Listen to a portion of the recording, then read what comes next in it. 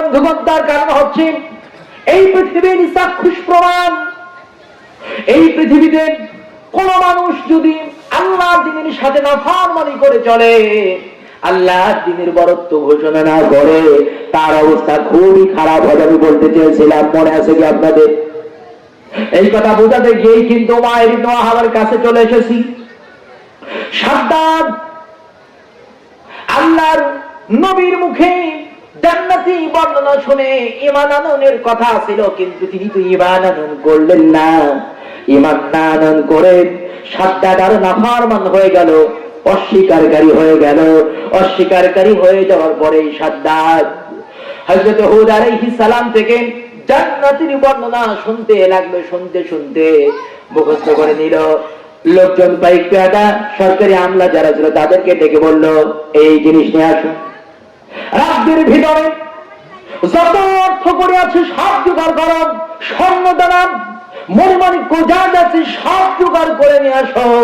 সব কিছু দিয়ে আমি একটা জান্নাত বানাবো, একটা বালাখানা বানাবো। যেমন বালাখানার বর্ণনা, যেমন বালাখানার চিত্র আমি ওই যে হযরত পয়গম্বর হুদ আলাইহিস সালামের জবানে শুনেছি। আমার বন্ধুগণ, অনেক লম্বা কথা, আমি সংক্ষেপ করে আপনাদেরকে শুধু বুঝানোর জন্য কথাটা আনছি। সাদ্দাদ দুনিয়ায় জান্নাত বানালো, বুঝতেছেন কথা? কি বানালো? জান্নাত। সে আল্লাহর জান্নাতে যাবে না, এই জন্য আল্লাহর দ্বীন মানলো না। আল্লাহর দ্বীন মানবে না, আল্লাহর জান্নাতে যাবে না। এরকম কোন মানুষ কি আমরা এখানে আছি? সাদ্দাদের মতো স্বভাব, আবু জাহেলের মতো স্বভাব আমাদের কারো আছে? আছে অনেকে। সকালবেলায় ফজর নামাজ পড়েই দোকানে চায়ের আড্ডাখানে বসে বলবেন, ওই যে হুজুর আসছিল রাজনীতি করে গেছে। আমার বাপের কথা বলছি, একটা প্রত্যেকটা কথা রেফারেন্সের কথা বলছি না। এখানে আসার আগে নামাজ পড়ে আল্লাহর কাছে দোয়া করছি, আল্লাহ রেফারেন্স মূলক কথা বলার তৌফিক দিও। দিয়েছেন কে? বন্ধুগণ আমার, এই সাদ্দাদ যখন জান্নাতে ঢুকবে, সব সাংসদ খুব জলুসপূর্ণ সাজসজ্জা করে জান্নাতে ঢোকার জন্য এসেছে।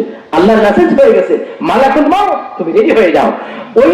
ওই সাদ্দাদ জান্নাতে যখন একদম কিনারা চলে যাবে দরজা, ওই সময় এক পা উঠিয়েছে ঢোকার জন্য, ওই এক পা বাইরে আছে, আর এক পা উঠানোর জন্য ঢোকানোর জন্য উঠিয়েছে পা ঘোড়া, ওই পা যেন নামতে না পারে, ওই পা নামতে না পারে।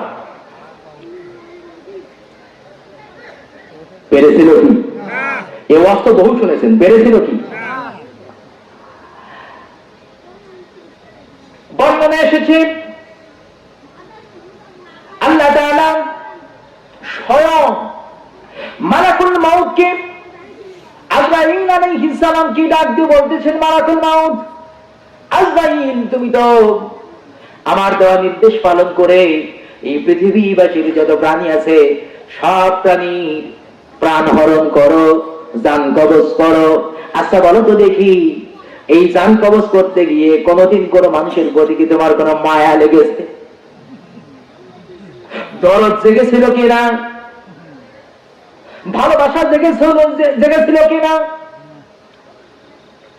মালাকুল মউত আজরাইল আলাইহিস সালাম আল্লাহকে ডাক দিয়ে বলে, রব্বুল আলামিন, আমাকে এমন নিষ্ঠুর করে আপনি বানিয়েছেন, আমাকে তো আপনি একটু মায়াই দেন নাই। হযরত আজরাইল আলাইহিস সালামকে আল্লাহ পাক খুব নিষ্ঠুর করেছেন, দয়া মায়া মোটেই দেন নাই, যার কারণেই তো তিনি প্রাণ হরণ করতে পারেন। এখানে হাদিস আপনাদেরকে বলি, প্রাণ হরণ করার সময় হযরত মুসা আলাইহিস সালামকে আল্লাহ জিজ্ঞেস করলেন, মুসা আলাইহিস সালাম তুমি যে মৃত্যুবরণ করলে, এই মৃত্যুকালীন সময় তোমার কেমন মনে হয়েছিল মৃত্যুর স্বাদ? হযরত মুসা আলাইহিস সালাম বলে, রব্বুল আলামিন, আমার কাছে মনে হলো একটা জীবন্ত তাজা ছাগল, ওই তাজা ছাগলকে জবাহ করে মৃত্যুবরণ না ঘটায় ওই ছাগলের গা থেকে তার চামড়াটা টেনে খুললে যেমন মনে হয়, আমার এমন মনে হয়েছিল। আমার বন্ধুগণ, মৃত্যুটা জানি না কার মৌতের অবস্থা হালত কেমন হবে জানি না, যদি আল্লাহ না করুক এমনটা আমাদের কারণে নসিবে হয়ে যায়, নসিবে যদি এমন কঠিন শাস্তি এসে যায়, আপনারা বলুন তো দেখি, আপনারা আমার জন্য ভালো না খারাপ? তাহলে নামাজ পড়েন না কেন? নামাজ পড়েন না কেন? সকালবেলায় মুসল্লিরা সাক্ষ্য দিবে এই মসজিদ ভরে গেছে কিনা। যতগুলি মসজিদের আঙ্গিনা, তার সাথে বড় প্যান্ডেলের আঙ্গিনা ভরে গেছে প্যান্ডেল, দেখবো মসজিদে মুসল্লি কতগুলো আছে আজকে আগামী বছরে। কি ডোজ কি বেশি হলো? মরা লাগবে না ভাই? মরা লাগবে না? কতদিন মরবেন? তো মরা তো লাগবেই, মরার আগে সংশোধন হওয়া লাগবে না? আল্লাহ বলছেন লা তামুতুন্না ইল্লা ওয়া আনতুম মুসলিমুন, মুসলমান না হয় বান্দা মরে না। মুসলমান কেমন?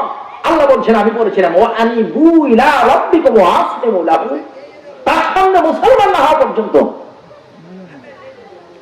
মিন ক্বাবলি আন ইয়াতিয়াকুমুল আযাব, আর একটা শর্ত হলো তোমার কাছে আল্লাহর চূড়ান্ত আযাব আসার আগেই তুমি সংশোধন হও, তারপর মরো।